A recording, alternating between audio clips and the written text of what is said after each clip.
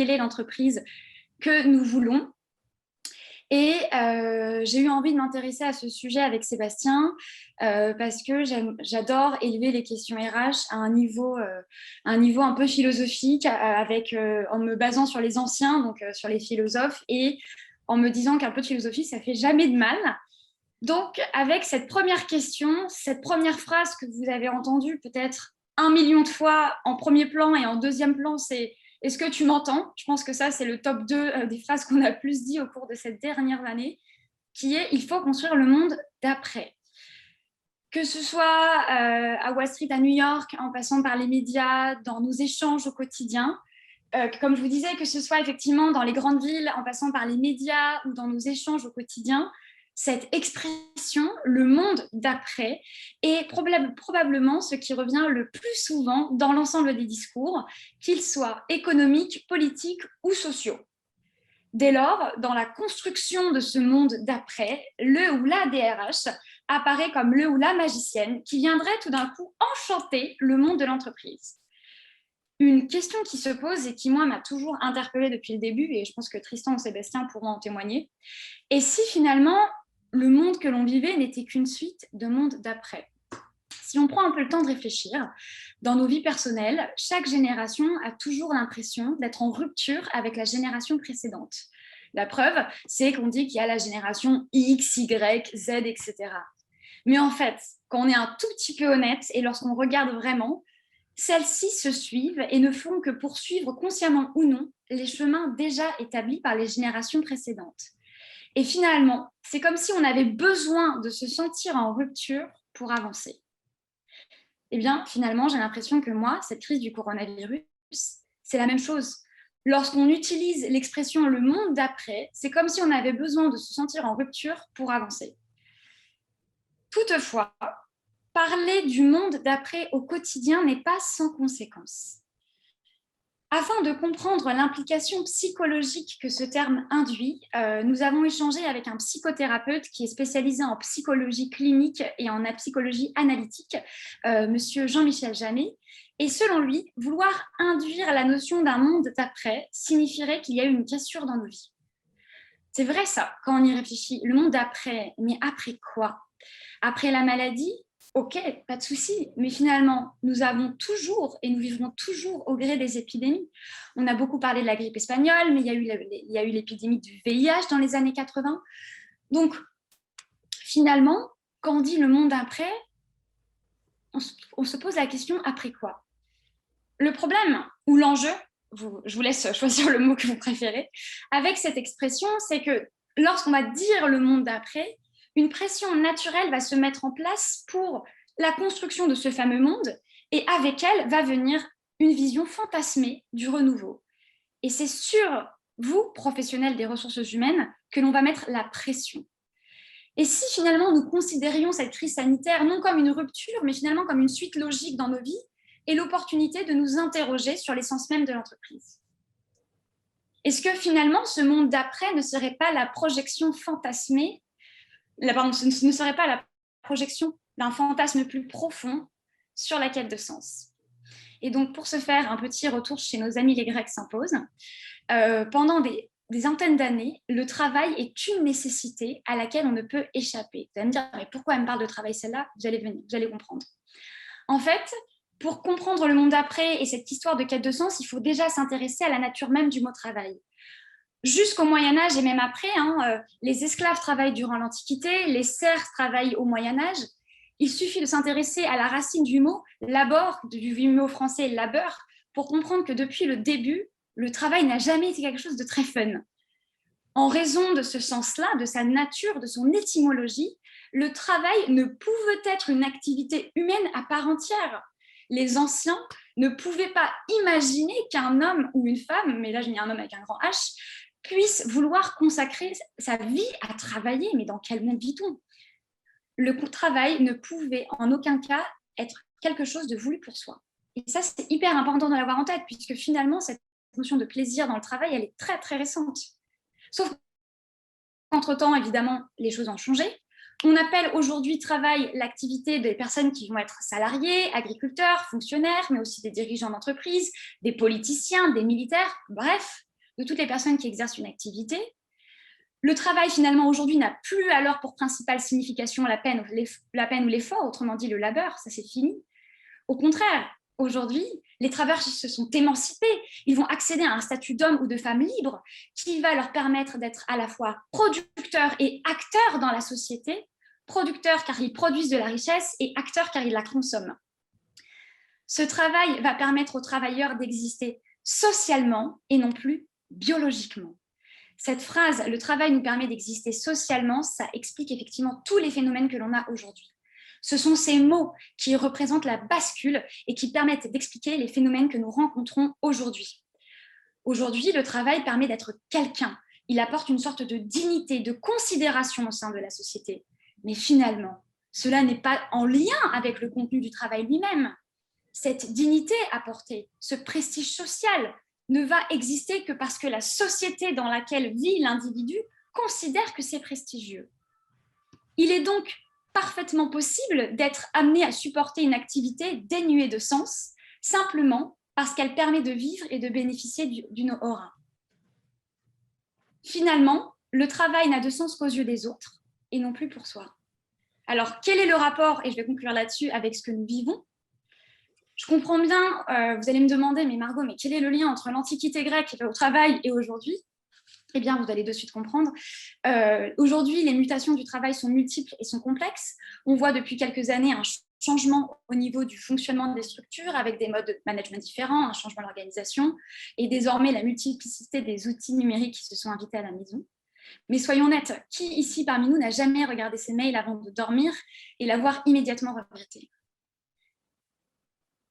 L'incertitude est présente et va engendrer une perte de repères. Ainsi, dans ces mutations technologiques et sociales, chacun va chercher à se situer et à trouver des réponses, comme je viens de vous dire il y a quelques instants. Le travail n'a de sens qu'aux yeux des autres. Le Covid et le télétravail nous ont mis face à ce que nous évitions depuis de nombreuses années.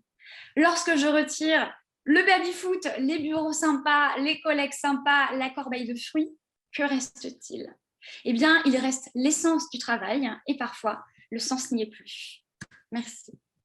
Les réflexions que je voulais partager avec vous, c'est justement quel est le rôle de l'entreprise, des DRH, des managers et de chaque collaborateur au moment de cette reprise et notamment sur le fait et l'opportunité, je crois aussi que cette crise a généré, parmi d'autres, qui est de partager le pouvoir et le rôle de bâtir une nouvelle vision collective de l'entreprise. Alors, il y a énormément de thématiques qu'il va falloir aborder. Moi, je voudrais en partager avec vous trois qui me semblent essentielles. D'abord, sur les conditions de travail, sur le modèle de coopération et on en parle beaucoup, évidemment, l'impact et la mission de l'entreprise. Alors, d'abord, sur les conditions de travail, le premier, à mon sens, le premier rôle de l'entreprise va être de s'assurer que tout le monde va bien.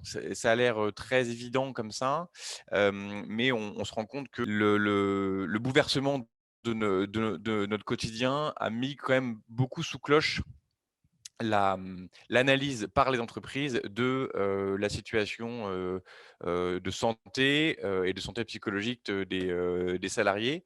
Il y a une enquête de la CFDT qui est assez récente et qui n'est pas biaisée dans son analyse, contrairement à ce qu'on peut parfois imaginer dans ce genre de fournisseurs d'informations. Et c'est un chiffre qui est assez important. 12% des travailleurs déclarent que leur état s'est vraiment dégradé, ce qui veut dire que donc c'est quand même une partie importante, de la population et c'est pas uniquement chez les adhérents, CFDT que l'enquête, a été faite et donc au moment de préparer, ce monde d'après, cette reprise, ce nouveau départ, peu importe comment on l'appelle, je crois qu'il est important de prendre le pouls des équipes pour se rendre compte à quel point l'énergie dont chaque entreprise va avoir besoin pour repartir est en concordance avec celle que les salariés vont pouvoir donner après avoir mis sous cloche son ressenti pendant plusieurs années. Il va y avoir un gros sujet de crispation aussi autour du télétravail. Bon, évidemment, on en parle beaucoup. Un télétravail subi, on va pouvoir revenir probablement un télétravail mieux organisé.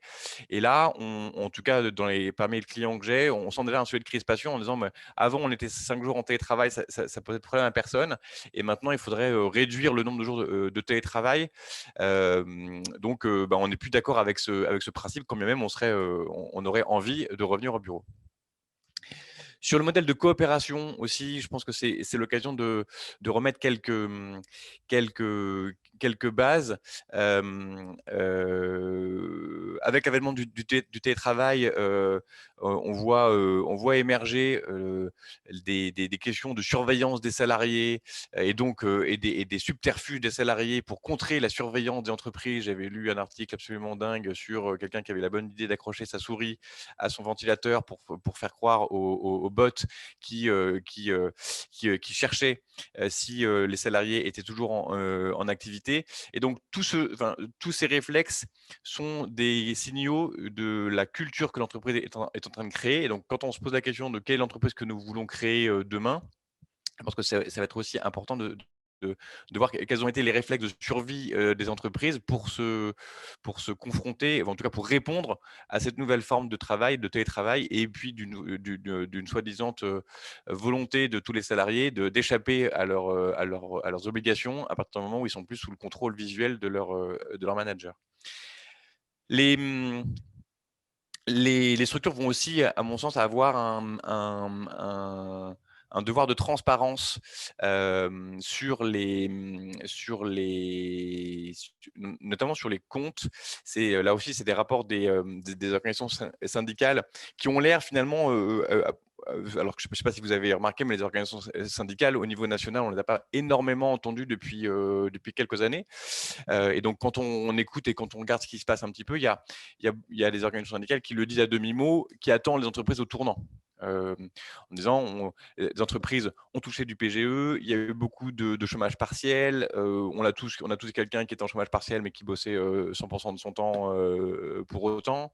Et donc, au moment des comptes de 2021, ce sera aussi cet exercice de transparence pour dire attendez, vous avez été perfusé sous les indemnités du gouvernement. Pour autant, vous dites que c'est la crise et que c'est très dur et que les salaires n'augmentent pas.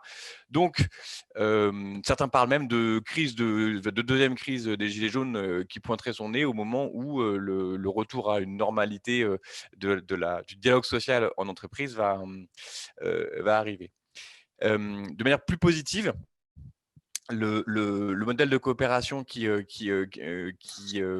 s'annonce peut aussi permettre de généraliser des initiatives que beaucoup d'entreprises ont vécues pendant cette crise, et notamment sur ce que j'ai appelé l'intrapreneuriat, donc c'est-à-dire comment les salariés ont été sollicités et parfois même ont été volontaires pour imaginer des nouveaux services ou des nouveaux produits à l'occasion de cette crise, comment chaque entreprise s'est réinventée. On l'a tous vécu, hein, le click and collect, j'ai appris que ça avait un mot, les dark kitchen, donc c'est les restaurants qui ouvrent uniquement pour faire de la vente à emporter, les hôtels Accor qui ont généralisé une pratique d'une de leurs filiales pour ouvrir les hôtels vidés pour faire du coworking. Une entreprise française qui s'appelle Solutech, qui produisait pour d'autres des produits d'ingénierie, qui a créé son propre produit pour ouvrir les portes sans les mains, et ce produit s'est retrouvé sur le porte-avions Charles de Gaulle. Et donc là, c'est clairement une initiative des salariés qui se sont dit bon, on peut pas laisser les choses comme ça, saisissons-nous de ces opportunités pour créer des nouveaux produits, des nouveaux services. Et donc, c'est probablement vers ce nouveau mode de coopération et de libéralisation de l'initiative sur les produits et les services qu'on peut tendre. Ce qui sous-tend beaucoup d'ailleurs ces initiatives, c'est des initiatives plus vers des modèles de consommation ou de production plus vertueux. Vous avez peut-être suivi Bocage, qui est une marque de chaussures qui s'était lancée dans la location de chaussures. Donc là encore, bon, on peut avoir un avis sur le sujet, mais en tout cas, c'est un changement de business model qui est quand même assez radical.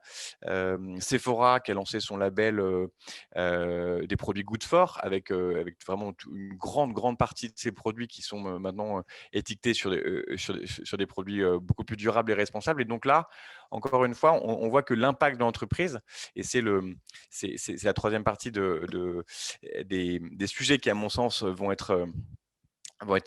devoir être abordés, c'est comment est-ce qu'on fait maintenant converger la quête de sens des salariés qui se sont, pour beaucoup, posé beaucoup de questions sur, alors le travail, on en a parlé, mais sur le sens, et puis, Margot l'a rappelé, sur à quoi sert mon travail, dans une société, dans ma vie, et les investissements à impact qui prennent de plus en plus de place.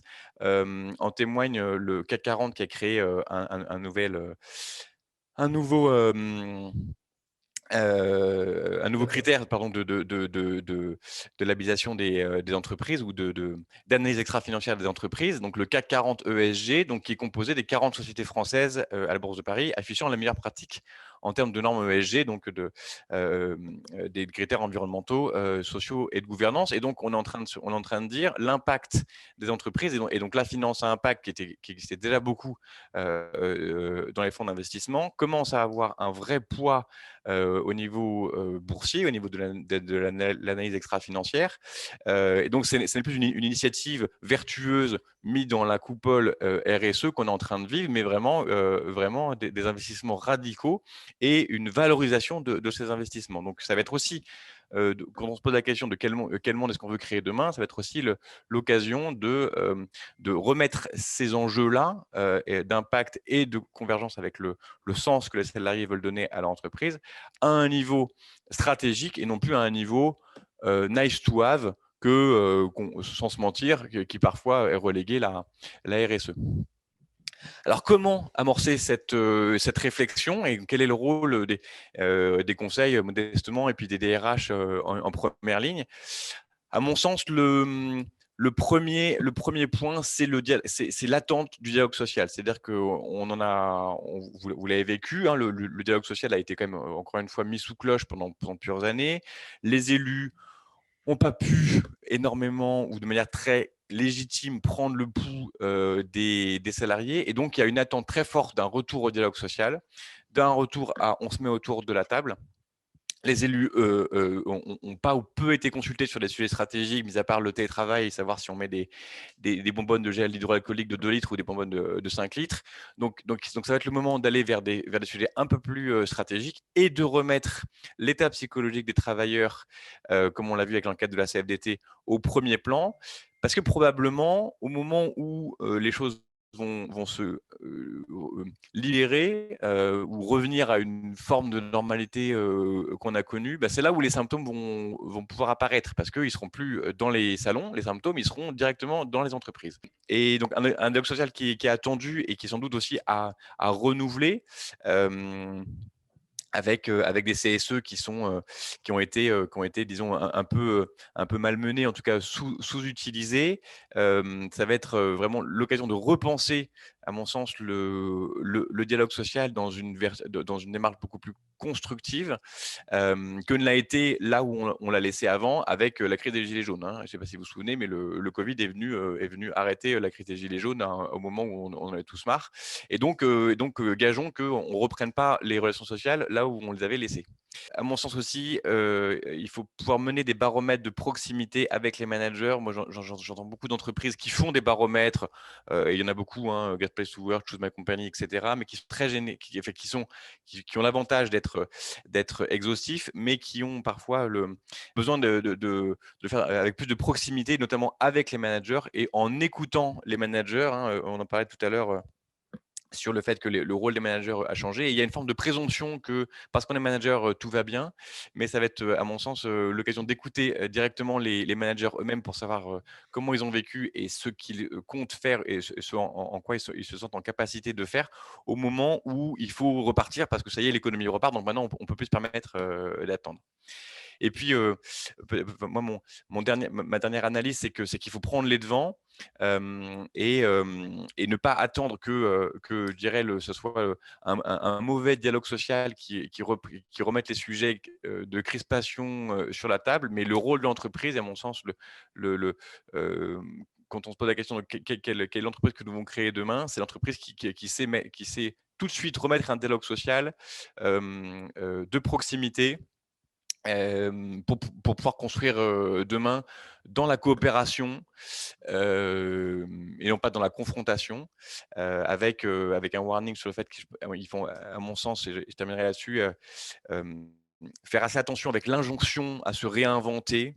Il faudrait tout réinventer tout de suite parce que c'est le monde d'après, mais d'y aller de manière très progressive, vraiment avec la méthode l'approche des petits pas, pour éviter des bouleversements parce qu'on en a déjà vécu beaucoup, les salariés en ont vécu beaucoup et je pense qu'il ne faut pas trop tirer sur la corde, plutôt que de revivre une nouvelle crise qu'on aurait là, pour le coup, générée. Merci Sébastien, merci Margot. C'est vrai qu'à vous entendre, c'est intéressant de revenir sur ce sujet un an après parce qu'on a bien vu que la crise avait généré un fantasme personnel, médiatique, un fantasme aussi au sein de l'entreprise à une réinvention, à un monde d'après qui serait une projection plus forte. Et du coup, à vous entendre, c'est vrai que moi, je voulais rebondir sur ça. C'est vrai que quand Cynthia Fleury revient sur ce sujet, en fait, la crise, elle a un premier mouvement, c'est qu'elle accélère les transformations qui sont en cours. Et dans les transformations qui étaient en cours, les sujets de crispation sociale, gilets jaunes, retraite, tout notre modèle de la répartition est un modèle qui, en fait, en France, est extrêmement bouleversé et sur lequel vous, DRH, vous, experts des sujets, en tout cas de la RH, vous êtes vraiment en première ligne dans le front de l'entreprise. Parce que on sait aujourd'hui, c'est intéressant, il y avait François Bayrou qui intervenait sur son plan, le plan de relance, voilà, de transformation et de projection, où il disait sans immigration, il n'y aura pas de capacité à garder aujourd'hui le système social français. On voit bien à quel point le sujet en fait de notre modèle social devient un sujet qui politiquement crée des crispations importantes. Et en même temps, on est dans un mouvement paradoxal où ne se concentrer que sur ces crispations nous empêche la projection. Et sans projection, il n'y a aucune énergie. Donc, il y a cet appel à la fois qu'on ressent de la part des candidats, hein, sont les premiers, en première ligne de front, du besoin de réinvention, du besoin de se projeter, du besoin d'aller créer aujourd'hui pour eux une nouvelle donne dans leur travail. On a vu une accélération en effet des transitions et d'ailleurs le meilleur indicateur c'est qu'en 2021 on n'a jamais créé autant d'entreprises. Donc, dans un moment de crise comme celui-là, dans le moment du confinement, on n'a jamais créé autant d'entreprises. Donc, il y a eu cette accélération et on l'observe très clairement, à la fois sur les trentenaires, à la fois sur les mouvements en province, etc. On a un mouvement de fond porté par chacun dans des volontés de créer quelque chose de nouveau à l'issue de cette crise.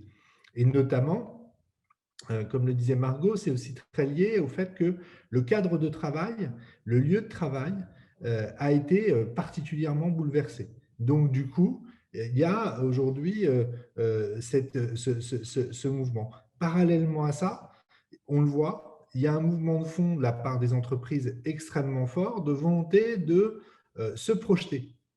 De se projeter, pourquoi? Notamment pour ne pas être dans une position conservatrice et d'être celle qui consisterait à dire que l'après-crise consisterait juste à réussir à recréer la valeur d'avant-crise. Ça ne motive pas ni les dirigeants de l'entreprise, ni ses actionnaires, ni ses salariés, ni ses managers de se projeter juste dans je reviendrai au niveau de là où j'étais avant crise. D'autant plus que sur l'entreprise pèse dans cette période un poids de l'innovation qui était là avant la crise et qui s'est accéléré pendant la crise, où les technologies offrent une possibilité d'innovation énorme, des besoins de transformation par rapport à des modèles économiques plus durables, et notamment tout l'enjeu de la RSE pèse très fortement sur l'entreprise. Donc, les entreprises n'ont jamais autant travaillé, à la fois en plan stratégique, les cabinets de conseil en stratégie, les Big Five, ont été débordés pendant cette crise. Il devenait dur d'avoir des consultants en stratégie pour pouvoir repenser sa stratégie. Donc, c'est quand même intéressant dans ce mouvement depuis un an. Alors, eux, ils sont surbookés. Donc, prenez votre ticket. Si vous voulez avoir aujourd'hui McKinsey pour pouvoir vous aider à construire votre plan strat, prenez un ticket. Et puis, parallèlement à ça, on a vu tout un travail de l'entreprise qui s'est beaucoup intéressée, comme disait Sébastien, qui a pris une place très importante du care. Le souci de est-ce que tout le monde va bien? Et chacun individuellement, et plus seulement de construire un cadre, mais est-ce que tout le monde va bien?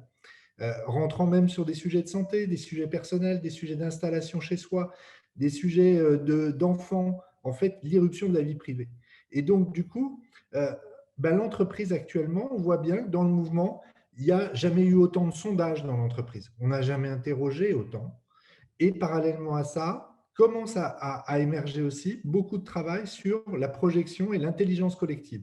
Chacun avec ses méthodes, plateformisées, petits groupes, reposant sur les managers, avec différentes méthodes. Je pense à l'appréciative inquiry, le visionning, énormément de méthodes qui émergent, qui traduisent un besoin de l'entreprise de créer un cadre d'intelligence collective, parce que le sentiment aussi, c'est pour beaucoup d'entreprises qu'il y a besoin d'associer tout le monde sur cette quête de sens et cette projection.